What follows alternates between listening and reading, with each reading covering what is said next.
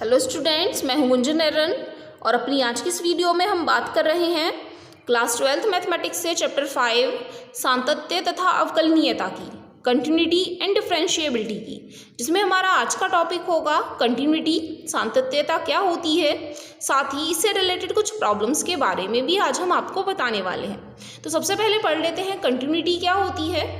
यदि हम जनरल वे में बात करें तो एक अचर बिंदु पर कोई भी दिया गया फलन संतत होता है, कंटिन्यूअस होता है, यदि उस बिंदु के आसपास फलन के आलेख को हम कागज की सतह से कलम उठाए बिना खींच सकते हैं। उसका ग्राफ बनाते समय हमें अपनी कलम को कागज से उठाने की जरूरत नहीं पड़ती है, बिना कलम को उठाए हम उस ग्राफ को कंप्लीट कर सकते हैं। तो वह फलन उस बिंदु के आसपास, उस बिंदु पर संतत होता है। लेकिन मैथमेटिकली हम कंटिन्यूटी की बात करें तो डेफिनेशन होती है, माना f एक वास्तविक संख्याओं के किसी उपसमुच्चय में परिभाषित एक वास्तविक मान फलन दिया गया है। f कोई भी वास्तविक मान फलन है जिसका प्रांत वास्तविक संख्याओं का ही कोई उपसमुच्चय लिया गया है। क्या हो सकता है, वह डोमेन अपना वास्तविक संख्याओं के बराबर ही रखता है, तो इसीलिए हम उपसमुच्चय कह करके चलते हैं। कई बार वहाँ कुछ बिंदु कम भी कर दिए जाते हैं, कुछ मानों पर वह परिभाषित नहीं होते हैं, तो इसीलिए f वास्तविक संख्याओं के उपसमुच्चय में परिभाषित एक वास्तविक फलन लिया जाता है। माना इनके प्रांत में एक बिंदु C उपस्थित है, तब उस बिंदु C पर वह दिया गया फलन संतत होगा या नहीं होगा, वह हम जांच करके बताएंगे कि f बिंदु C पर सतत होगा यदि उस बिंदु के सापेक्ष लिमिट का मान, limit x tends to c fx का मान और फलन का मान उस बिंदु पर दोनों के दोनों मान एक जैसे बराबर आ जाते हैं। Limit x tends to c fx का मान यदि fc के बराबर हमें मिलता है तो वह फलन उस बिंदु पर संतत होता है। यदि हम थोड़ा और इसे एक्सपेंड करने की कोशिश करें तो लिमिट यहाँ दो प्रकार की उपस्थित होती हैं। एक हम कहते हैं लेफ्ट हैंड लिमिट और दूसरी होती है right hand limit. Left hand limit का मतलब है, यदि हमें कोई बिंदु दे रखा है तो तुरंत उसके पीछे वाले बिंदुओं पर फलन का मान कितना है। साथ ही आरएचएल का मतलब होता है, यदि सी के तुरंत बाद पढ़ने वाले, तुरंत आगे जो पढ़ने वाले बिंदु हैं उन पर फलन का मान कितना है। यदि वह दोनों ही बिंदुओं पर समान मान रख रहे हैं और साथ ही उनका मान बिंदु पर फलन के मान के बराबर है, अर्थात limit x tends to c negative fx equal में limit x tends to c positive fx और fc तीनों के तीनों मान आपस में बराबर हैं, इसे LHL कहा जाता है, इसे RHL कहा जाता है और यह फलन का मान है दिए गए बिंदु पर। यदि यह तीनों ही मान आपस में बराबर आते हैं तो फलन दिए गए बिंदु पर संतत होता है, नहीं तो नहीं होता है। यदि दूसरी डेफिनेशन की हम बात करें तो एक फलन किसी भी दिए गए बिंदु पर संतत होने के लिए सबसे पहले उस बिंदु पर परिभाषित होना चाहिए। यदि फलन x बराबर c पर परिभाषित है तो ही हम आगे का काम चेक करके बताएंगे। यदि उस पर परिभाषित है तो फिर हमें जांच करनी है कि x बराबर c पर फलन का मान अर्थात fc का मान फलन की सीमा के बराबर है या नहीं है, अर्थात फिर हम चेक करके बताएंगे कि limit x tends to c fx का मान fc के बराबर है या नहीं है। इसी में थर्ड डेफिनेशन होती है, एक वास्तविक फलन संतत कहलाएगा यदि वह f के प्रांत के सभी बिंदुओं पर संतत है। ऊपर वाली दोनों डेफिनेशन हमने पढ़ी किसी एक बिंदु पर कंटिन्यूटी चेक करने के लिए, दिया गया फलन दिए गए बिंदु पर कंटिन्यूअस है या नहीं है। लेकिन यदि हमें जांच करना है कि दिया गया फलन अपने प्रांत में संतत है या नहीं है, प्रांत भी हमें वहाँ खुद ही ढूंढना होता है, केवल लिखा जाएगा जांच कीजिए दिया गया फलन संतत है या नहीं है। वहाँ क्वेश्चन में आपको कोई बिंदु भी नहीं दिया जाएगा, तो हमें क्या करना है, हमें बताना है कि दिया गया फलन संतत हो जाएगा यदि वह प्रांत के प्रत्येक बिंदु पर संतत है, और यदि वह प्रांत के किसी बिंदु पर संतत नहीं है तो उस बिंदु को हमें अपने आंसर में लिख करके बताना होगा कि दिया गया फलन इस बिंदु पर संतत नहीं है, बाकी सभी बिंदुओं पर संतत है। साथ ही संतत फलनों का बीजगणित अलजेब्रा ऑफ कंटिन्यूअस फंक्शन क्या होता है, इससे रिलेटेड एक थ्योरम है। माना f और g दोनों के दोनों वास्तविक फलन हैं जो कि किसी एक वास्तविक संख्या c के लिए सतत दिए गए हैं। पहले से ही दोनों फलन f और g सतत हैं, तब प्रमेय अनुसार उन दोनों का योगफल भी सतत ही होता है।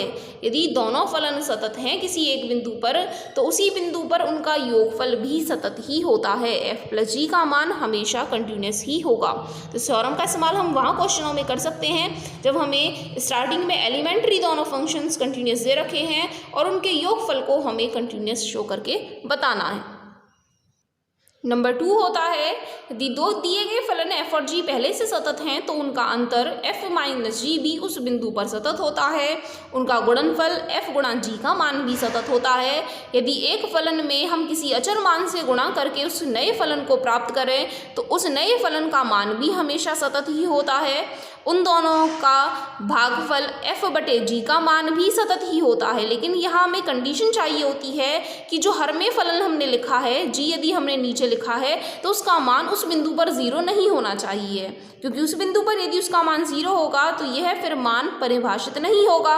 और सततता की जांच करने के लिए यह पहली स्थिति है कि दिया गया फलन उस बिंदु पर परिभाषित जरूर होना चाहिए।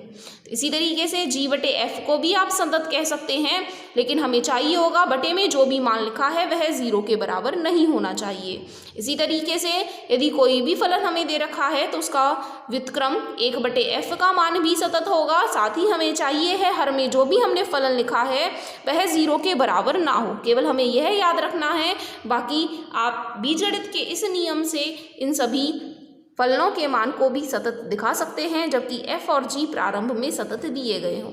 इसके बाद इससे रिलेटेड जो प्रॉब्लम्स हैं, problems on testing continuity of a function at A point, उससे रिलेटेड कुछ क्वेश्चंस को यहाँ समझ लेते हैं कैसे उन्हें सॉल्व करके बताना है। तो यहाँ हमने अपना क्वेश्चन लिखा है, x बराबर 1 पर फलन f(x) बराबर 2x प्लस 3 के सातत्य की जांच कीजिए। अब यहाँ हमने दो डेफिनेशन आपको पढ़ाई कि दिया गया फलन दिए गए बिंदु पर सतत होगा यदि limit x tends to c f(x) का मान f(c) के बराबर हो, या फिर विस्तृत रूप में आपको पढ़ाया गया था कि limit x tends to c negative f(x) का मान, limit x tends to c positive f(x) का मान और f(c) का मान बराबर हो। अब ये जो दो अलग अलग डेफिनेशंस थी उनका इस्तेमाल हमें कैसे करना है, हमें LHL RHL वाले मान कब निकालने हैं और केवल लिमिट वाला मान हमें कब निकाल करके बताना है। जब भी दिया गया फलन केवल एक ही फलन के रूप में परिभाषित है, वहाँ ऐसा नहीं है कि कुछ मानों के लिए अलग फलन है और दूसरे कुछ मानों के लिए अलग फलन परिभाषित है, तो वहाँ केवल हमें लिमिट वाला मान और फलन वाला मान ही ज्ञात करके बताना होता है। तो यहाँ जो हमें फलन दे रखा है f(x) = 2x + 3 दे रखा है, बाकी साथ में और कोई यहाँ फलन नहीं दिया है कि एक से छोटे मानों के लिए यह फलन इस्तेमाल करना है, एक से बड़े मानों के लिए दूसरा फलन इस्तेमाल करना है। तो ऐसी स्थिति में सबसे पहले तो limit x tends to c का मान हमें ज्ञात करना है और दूसरा f(c) का मान ज्ञात करना है। यहाँ हमें LHL और RHL वाले मान ज्ञात नहीं करके बताने हैं। साथ ही यहाँ आप देखेंगे दिया गया फलन जिस बिंदु पर हम सतत जांच कर रहे हैं वह उस बिंदु पर परिभाषित भी है, इसका मान अपरिभाषित इस बिंदु पर हमें नहीं मिल रहा है, तो इन्हें हम यह भी लिख करके बता देंगे फलन x बराबर 1 पर परिभाषित है।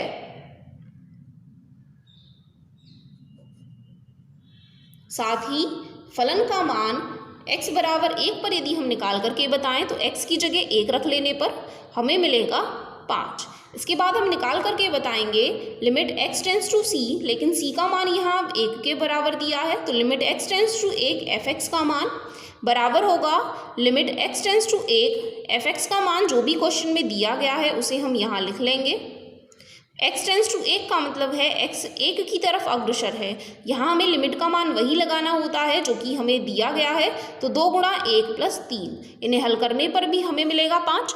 अब क्योंकि दोनों के दोनों मान बराबर आ रहे हैं, क्योंकि limit x tends to 1 f(x) का मान और f(1) का मान दोनों मान बराबर आए हैं और दोनों ही आंसर 5 के बराबर आ रहे हैं, इसीलिए जो हमें दिया गया फलन है वह दिए गए बिंदु पर सतत होगा।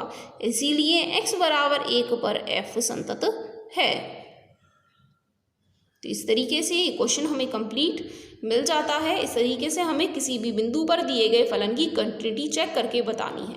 अब साथ में हम समझ लेते हैं कुछ ऐसे क्वेश्चंस को जिसमें हमें LHL और RHL दोनों निकालने होते हैं, उस फलन में हमें क्या करना है। तो नेक्स्ट क्वेश्चन है x बराबर 0 पर फलन f(x = mod x) की सातत्य पर विचार करके बताइए। यहाँ जो अब हमें फलन दिया गया है f(x = mod x) दिया गया है, और जब भी हम mod x वाले फलन को पढ़ते हैं तो हम उसे दो पार्ट में ब्रेक करके बता सकते हैं। एक बार जब x का मान 0 से छोटा है और एक बार जब x का मान 0 से बड़ा या बराबर है। जब भी हम x के मान 0 से छोटे लेते हैं अर्थात ऋणात्मक मान लेते हैं तो mod x का मान हम -x से प्रदर्शित करते हैं, और 0 से बराबर या 0 से बड़े मान के लिए इसका मान हम x के बराबर प्रदर्शित करके बताते हैं। तो यहाँ अब हमें f(x) दो फलनों के रूप में प्राप्त हुआ है। f(x) बराबर -x होगा यदि x का मान 0 से छोटा है, और f(x) का मान x के बराबर होगा यदि x का मान 0 से बड़ा या उसके बराबर है। साथ ही अब दिए गए बिंदु पर क्या फलन परिभाषित है x बराबर 0 पर, तो आप देखेंगे x बराबर 0 पर फलन का मान परिभाषित ही आपको मिलने वाला है, अपरिभाषित नहीं मिलेगा। तो फिर से हम लिख करके बताएंगे, फलन x बराबर 0 पर परिभाषित है। साथ ही f का मान यदि हम इस बिंदु पर ज्ञात करके बताएं तो बराबर 0 के लिए फलन हमें x लेना है, और x की जगह हम 0 लगाएंगे तो हमें आंसर भी 0 ही मिल जाएगा। इसके बाद इस क्वेश्चन में जिस बिंदु पर हमें सतत जांच करके बताना है, यदि उसके लिए हम लिमिट का मान निकालें तो लिमिट का मतलब है जब वह 0 की तरफ अग्रसर है। अब 0 की तरफ अग्रसर वह बाईं ओर से है या दाईं ओर से है, उसके लिए हमें अलग अलग मान मिलने वाले हैं। यदि हम लेकर के चलें x का मान 0 से थोड़ा छोटा है तो थोड़े छोटे मान के लिए फलन का मान अलग है, और यदि हम लें दिए गए फलन का मान x से जो मान रख रहे हैं 0 से बहुत थोड़ा ही आगे है तो वह 0 से बड़ा होगा, उसके लिए उस बिंदु पर फलन का मान अलग होगा। तो इस स्थिति में हमें LHL और RHL दोनों अलग अलग निकालने होंगे, क्योंकि यहाँ जिस बिंदु पर हम सततता की जांच कर रहे हैं वहाँ से थोड़े छोटे मान के लिए अलग फलन है और बड़े मान के लिए अलग फलन है। जैसे ऊपर वाले क्वेश्चन में तो केवल एक ही फलन दिया गया था, यदि हम एक से छोटे मान के लिए निकालें तो भी यही फलन है, एक से बड़े मान के लिए निकालें तो भी यही फलन है। तो उस स्थिति में हमें दोनों को अलग अलग निकालने की जरूरत नहीं थी, हमने एक ही लिमिट से काम चला लिया। लेकिन यहाँ थोड़े छोटे मान के लिए फलन अलग और बड़े मान के लिए फलन अलग है, इसीलिए हमें LHL और RHL दोनों ही कैलकुलेशन करके बताना पड़ेगा। तो सबसे पहले निकाल करके बताएंगे LHL का मान, लेफ्ट हैंड लिमिट का मान, जो कि बराबर होता है लिमिट x टेंस टू 0 के ऊपर माइनस लगा करके प्रदर्शित करेंगे limit x tends to 0 negative fx, जो कि बराबर आएगा limit x tends to 0 negative. 0 negative का मतलब है 0 से थोड़ा छोटा मान है, और 0 से छोटे मान के लिए फलन हमने -x परिभाषित किया है। साथ ही x की जगह 0 हमें लगाना है तो -0 का मतलब भी 0 ही हमें मिलता है। इसके बाद RHL का मान निकाल करके बताएंगे, जो कि बराबर होगा limit x tends to 0 positive fx, जो कि बराबर होगा limit x tends to 0 positive.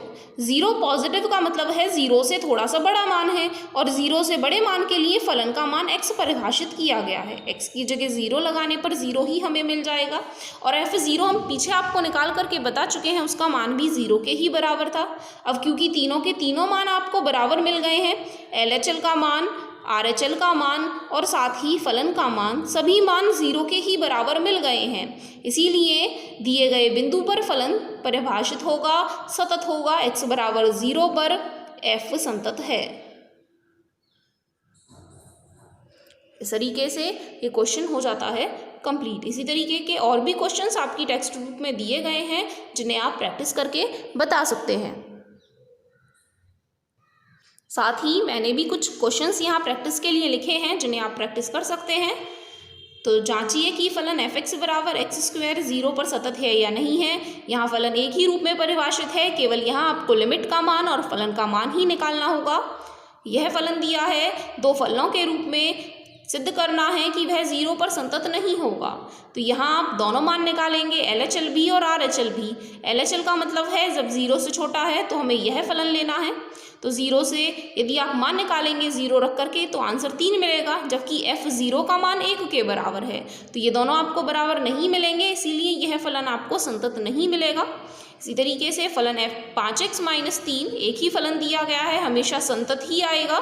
फलन संतत नहीं आएगा ऐसी स्थिति तब मिल सकती है आपको जबकि फलन दो रूपों में विभक्त करके लिखा गया हो।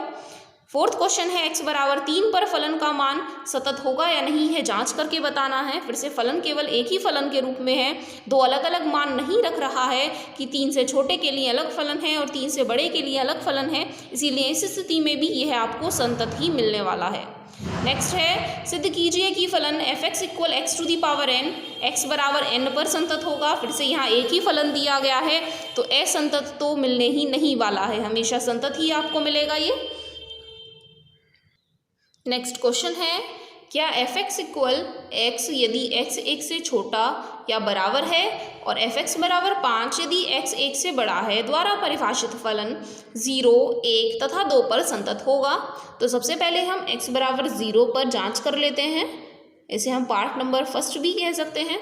पार्ट फर्स्ट है x बराबर 0 पर।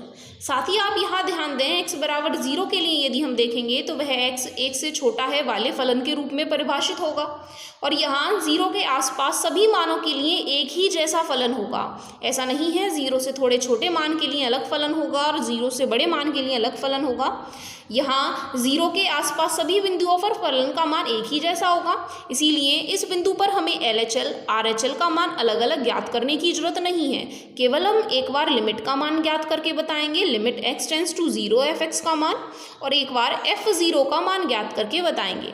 सबसे पहले इस बिंदु का मान निकालें तो limit x tends to 0, f(x) का मान 0 के लिए हमें x के रूप में दिया गया है, हल करने पर हमें 0 ही मिलेगा। इसी तरीके से f0 निकालेंगे तो फलन तो x ही है, फिर से यहाँ 0 लगाएंगे तो हमें आंसर 0 ही मिलेगा, क्योंकि x का मान जो 0 में दिया है वह 1 से छोटे वाले फलन के रूप में परिभाषित किया जाएगा। अब क्योंकि दोनों मान हमें बराबर मिल गए हैं, limit x tends to 0 f(x) का मान f0 के बराबर आया है, इसीलिए x बराबर 0 पर f संतत है। इसी तरीके से जांच कर लेते हैं दूसरे बिंदु x बराबर 1 पर। तो दूसरा पार्ट है x बराबर 1 पर। अब यदि आप x बराबर 1 पर देखें तो x के लेफ्ट साइड में अर्थात 1 से थोड़े छोटे मान के लिए फलन का मान अलग है और यदि हम x से थोड़ा सा भी आगे जाएंगे तो फलन का मान बदल जाएगा। तो इस स्थिति में हमें LHL, RHL और f का मान तीनों ही ज्ञात करके बताने होंगे। तो यदि हम LHL का मान ज्ञात करके बताएंगे तो उसे लिखेंगे limit x tends to 1 negative f(x) जो कि बराबर होगा limit x tends to 1 negative. 1 negative का मतलब है 1 से थोड़ा छोटा, और 1 से थोड़े छोटे मान के लिए फलन हमें x के बराबर लेना है और x का मान 1 रख लेने पर हमें आंसर मिलेगा 1। इसी तरीके से RHL निकाल करके बताएंगे तो RHL बराबर आएगा limit x tends to 1 positive f(x) जो कि बराबर होगा limit x tends to 1 positive. 1 positive का मतलब है 1 से थोड़ा बड़ा है और 1 से थोड़े बड़े मान के लिए फलन का मान हमें 5 लेना है। अब जहाँ x आ रहे होते वहाँ हमें 1 रखना था, लेकिन यहाँ तो x है ही नहीं, तो इसीलिए यहाँ हमें आंसर 5 ही मिल जाएगा। अब क्योंकि यहाँ LHL और RHL ही बराबर नहीं आए हैं, जब ये दोनों मान आपस में बराबर नहीं आए हैं तो इसका मतलब है कि दिया गया फलन दिए गए बिंदु 1 पर संतत नहीं है। तो यहाँ हमने लिख दिया है क्योंकि LHL का मान RHL के बराबर नहीं आया है, इसीलिए x बराबर 1 पर f संतत नहीं है। इसी तरीके से केस नंबर 3 है x बराबर 2 पर। फिर से x बराबर 2 पर यदि आप देखें, क्योंकि फलन का मान था f(x) बराबर x और 5, x था जब x का मान 1 से छोटा बराबर और जब x का मान 1 से बड़ा। अब x बराबर 2 तो सदैव ही 1 से बड़े वाले फलन के रूप में परिभाषित किए जाएंगे, और 1 से बड़े जैसे ही हम जाएंगे 2 तो बहुत आगे बढ़ेगा, क्योंकि दोनों वास्तविक संख्याओं 1 और 2 के बीच में अनंत वास्तविक संख्याएं होती हैं। तो 2 के आसपास यदि हम लेफ्ट में भी देखें और राइट में भी देखें तो एक ही जैसा फलन है, इसीलिए हमें फिर से यहाँ LHL और RHL निकालने की जरूरत नहीं है। केवल हम एक बार limit x tends to 2 f(x) का मान निकालेंगे और एक बार f2 का मान ज्ञात करके बताएंगे। सबसे पहले इस मान को ज्ञात करने के लिए limit x tends to 2 f(x) का मान इस बिंदु के लिए 5 के बराबर लेना है, और यहाँ फिर से x नहीं आ रहा है तो आंसर हमें 5 ही मिलने वाला है। f2 का मान यदि हम निकाल करके बताएंगे तो फिर से उसका आंसर 5 ही हमें मिलेगा। अब क्योंकि दोनों मान फिर से बराबर मिल गए हैं, x टेंड्स टू 2 f(x) का मान f2 के इक्वल आ गया है, इसीलिए x बराबर 2 पर f संतत है। इस तरीके से ये क्वेश्चन भी कंप्लीट हो जाता है।